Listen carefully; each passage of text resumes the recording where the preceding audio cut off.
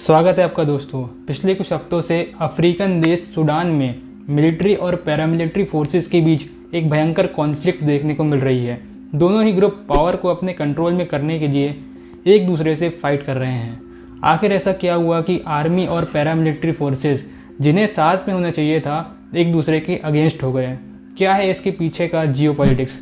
आइए इस वीडियो में सूडान क्राइसिस और सूडान के मिलिट्री और पैरामिलिट्री फोर्सेस के बीच कॉन्फ्लिक्ट को डिटेल में समझने की कोशिश करते हैं। अफ्रीकी देश सूडान में सेना और अर्धसैनिक बलों के बीच हुए भीषण संघर्ष की वजह से पूरा देश दहल गया। From competition for mineral wealth and fertile land to ethnic tensions, bitter political disputes and other countries wanting a piece of the economic pie. Sudan में लगातार हालात बिगड़ते जा रहे हैं। देश गृह युद्ध की चपेट में है। Sudan is gripped by a bloody conflict that has led to the deaths of hundreds of people. Two men have held an entire nation at gunpoint. सबसे पहले सूडान कंट्री को देखते हैं। तो ये रहा सूडान। ये नॉर्थ ईस्ट अफ्रीका में सिचुएटेड है और एरिया वाइज अफ्रीका की थर्ड लार्जेस्ट कंट्री है। सूडान की कैपिटल खार्तूम है। सूडान के नीचे एक और कंट्री आप देख सकते हैं, ये है साउथ सूडान। ये वर्ल्ड की सबसे रिसेंट कंट्री है जिसे 2011 में सूडान से इंडिपेंडेंस मिली थी, जबकि सूडान को 1956 में इंडिपेंडेंस मिली और सूडान को एक डेमोक्रेटिक कंट्री बनाने की कोशिश की गई थी। सूडान का स्टेट हेड जो कि वहाँ का प्रेसिडेंट होता है वो या तो कोई पॉलिटिशियन होता है या मिलिट्री का कोई सर्विंग पुलिस ऑफिसर होता है, जबकि प्राइम मिनिस्टर को इलेक्ट किया जाता है थ्रू डेमोक्रेटिक इलेक्शंस। लेकिन सूडान को इंडिपेंडेंस मिलने के बाद से यहाँ इतने मिलिट्री कूप्स हुए कि यहाँ कभी डेमोक्रेसी इस्टेब्लिश नहीं की जा सकी। ईयर 1989 में ऐसा ही एक मिलिट्री कूप हुआ जिसके बाद मिलिट्री ऑफिसर ओमार अल बशीर सूडान के नए प्रेसिडेंट बन गए। इन्होंने आते ही प्राइम मिनिस्टर की पोस्ट को एबॉलिश कर दिया। बेसिकली ओमार अल बशीर ये चाहते थे कि सारी पावर उनके हाथों में रहे और ठीक ऐसा ही हुआ। ओमार अल बशीर 2019 तक सूडान के प्रेसिडेंट बने रहे। अब पावर तो ओमार अल बशीर के हाथों में आ गई, लेकिन जैसा कि ये खुद एक मिलिट्री कू के जरिए प्रेसिडेंट बने थे तो इन्हें ये डर था कि कोई ऐसे ही उनको हटा के पावर में ना आ जाए। 2003 में सूडान के दारफुर रीजन में प्रेसिडेंट यानी कि गवर्नमेंट के अगेंस्ट एक मेजर आर्म्ड कॉन्फ्लिक्ट स्टार्ट हो गया। इसे रोकने के लिए प्रेसिडेंट ओमार अल बशीर ने एक सूडानीज मिलिशिया ग्रुप जंजावीड की हेल्प ली। बाद में इसी जंजावीड मिलिशिया ग्रुप को रिस्ट्रक्चर करके साल 2013 में गवर्नमेंट ने RSF यानी रैपिड सपोर्ट फोर्सेस बनाया, जो कि एक तरह से सूडानीज गवर्नमेंट की पैरामिलिट्री फोर्सेस है। अब इस फोर्स को बनाने से प्रेसिडेंट अल बशीर को दो फायदे हुए। एक तो दारफुर रीजन में कॉन्फ्लिक्ट को ख़त्म करा दिया, दूसरा जैसा कि प्रेसिडेंट को डर था कि कहीं दोबारा कोई मिलिट्री कू ना कर दे, इससे निपटने के लिए ये पैरामिलिट्री फोर्सेस को मिलिट्री के अगेंस्ट यूज़ किया जा सकता था। इस रैपिड सपोर्ट फोर्स के कमांडर बनाया जाता है जनरल मोहम्मद हमदान दगालो को, जिन्हें हेमेटी भी कहा जाता है। अब कहानी को आगे लेकर चलते हैं साल 2019 में। साल 2019 में प्रेसिडेंट ओमार अल बशीर सूडानीस आर्मी का इंस्पेक्टर जनरल बनाते हैं अब्दुल फतह अल बुरहान को। लेकिन अब ओमार अल बशीर को जो डर था कि कहीं कोई उनको हटाकर पावर को अपने कंट्रोल में ले सकता है, ठीक ऐसा ही होता है। यानी कि अब टाइम है एक और मिलिट्री कू का। अब्दुल फतह अल बुरहान के साथ RSF के हेड मोहम्मद हमदान दगालो दोनों मिलकर प्रेसिडेंट ओमार अल बशीर को पावर से हटा देते हैं और 11 अप्रैल 2019 को सूडान का प्रेसिडेंट बनते हैं अल बुरहान और दगालो को वाइस प्रेसिडेंट बनाया जाता है। यहाँ क्वेश्चन उठता है कि आखिर अल बुरहान और दगालो दोनों एक साथ कैसे आए? तो साल 2015 में यमन में सूडानीज आर्मी और रैपिड सपोर्ट फोर्सेस दोनों ने साथ में मिलकर फाइट की थी। इसी समय इन दोनों ने साथ में क्लोजली वर्क किया और बाद में दोनों ने मिलकर सूडानीज गवर्नमेंट को ओवरथ्रो किया। सूडान के प्रेसिडेंट बनने के बाद जनरल बुरहान US, इजराइल और रीजनल पावर से रिलेशंस स्ट्रॉन्ग करना चाहते थे। अब डेमोक्रेटिक कंट्रीज से रिलेशंस स्ट्रॉन्ग करने के लिए खुद को थोड़ा डेमोक्रेटिक तो दिखना पड़ेगा। इसके लिए अगस्त 2019 में सूडान में एक ट्रांजिशनल सोवरेनिटी काउंसिल बनाया गया, जो कि एक तरह से सूडान की फेडरल गवर्नमेंट थी। इस काउंसिल में सिविल पॉलिटिकल ग्रुप्स और मिलिट्री लीडर्स का ग्रुप था। इस काउंसिल के चेयरमैन जनरल बुरहान और वाइस चेयरमैन जनरल दगालो को बनाया जाता है।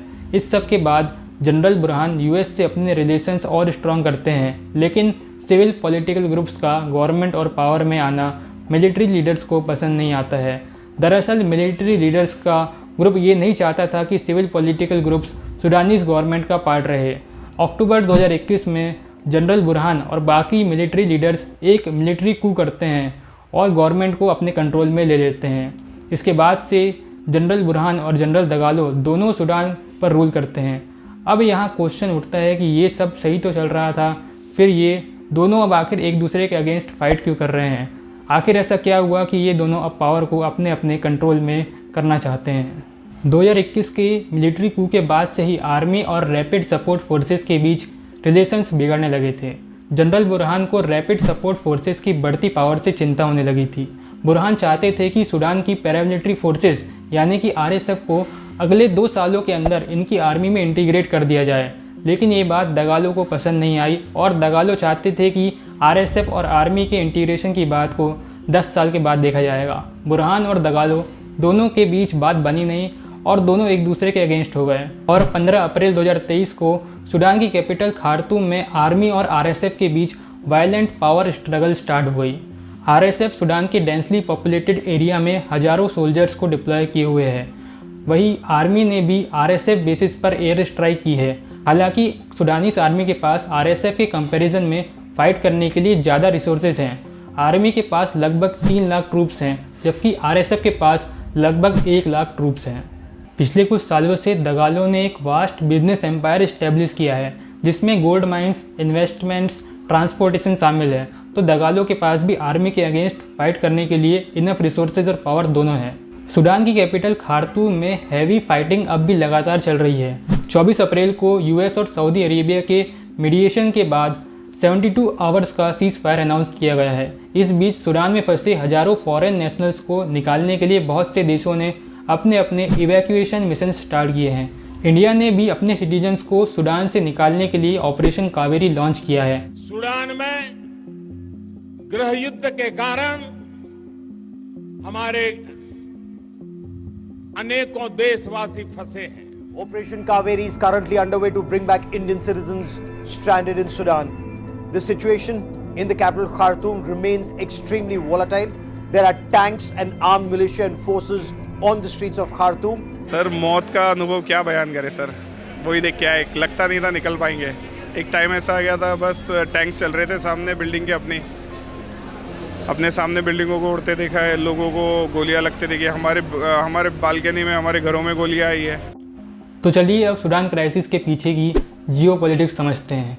वेस्टर्न पावर्स यूएसए और यूरोपियन यूनियन 2019 के मिलिट्री कू के बाद से ही सूडान में डेमोक्रेसी लाना चाहते हैं, लेकिन बुरहान के पावर को अपने कंट्रोल में लेने से और सिविलियन पॉलिटिकल पार्टीज़ को इग्नोर करने के बाद से यूएसए ने सूडान पर सैंक्शंस लगा दिए हैं और फाइनेंशियल सपोर्ट को रोक दिया है। यूएस चाहता है कि सूडान में एक नई ट्रांजिशन और सिविलियन गवर्नमेंट बने। वहीं रशिया और आरएसएफ के कमांडर दगालो के बीच अच्छे रिलेशंस हैं।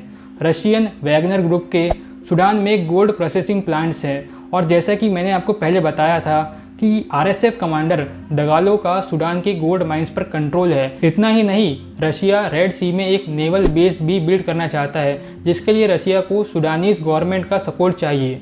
रीजनल पावर्स में इजिप्ट के आर्मी कमांडर बुरहान के साथ अच्छे रिलेशंस है। दूसरी तरफ यूएई के जनरल दगालो और आरएसएफ के साथ स्ट्रॉन्ग रिलेशंस है। वहीं सऊदी अरेबिया के लिए यमन में ट्रूप्स भेजने के कारण सऊदी अरेबिया के रिलेशंस दगालो और बुरहान दोनों के साथ अच्छे हैं। फिलहाल सूडान को ग्लोबल और रीजनल पावर्स के लिए एक प्लेग्राउंड के जैसे यूज़ किया जा रहा है। सूडान और सूडान के 46 मिलियन लोगों को लगा था कि नए प्रेसिडेंट बुरहान के अंडर डिकेड से चले आ रहे बाशिर के रूल के कारण सूडान में हुए इंटरनल कॉन्फ्लिक्ट्स और इकोनॉमिक आइसोलेशन से छुटकारा मिल पाएगा, लेकिन इस कॉन्फ्लिक्ट के कारण सूडान के लोगों की ये उम्मीद भी ख़त्म हो गई। हज़ारों की संख्या में लोग सूडान छोड़कर नेबरिंग कंट्रीज़ में रेफ्यूजीज़ बनकर जा रहे हैं। इस कॉन्फ्लिक्ट में अभी तक 500 लोगों की जान जा चुकी है, जबकि 4000 से ज़्यादा लोग इंजर्ड हो चुके हैं। इस कॉन्फ्लिक्ट के बढ़ने से न सिर्फ सूडान पर बल्कि पूरे अफ्रीका कॉन्टिनेंट पर डीप इम्पैक्ट पड़ेगा। आने वाले कुछ महीने सूडान के फ्यूचर के लिए बहुत इंपॉर्टेंट होने वाले हैं। ऐसा कहना गलत नहीं होगा कि आर्मी और पैरामिलिट्री फोर्सेस के बीच का ये कॉन्फ्लिक्ट अभी थोड़े समय तक और चल सकता है। फिलहाल के लिए इस वीडियो में इतना ही। वीडियो पसंद आया तो वीडियो को लाइक और शेयर ज़रूर करें और ऐसे ही इन्फॉर्मेटिव वीडियो देखने के लिए चैनल को सब्सक्राइब ज़रूर करें। आप वीडियो के बारे में क्या सोचते हैं अपने थॉट्स कमेंट सेक्शन में बता सकते हैं। जय हिंद।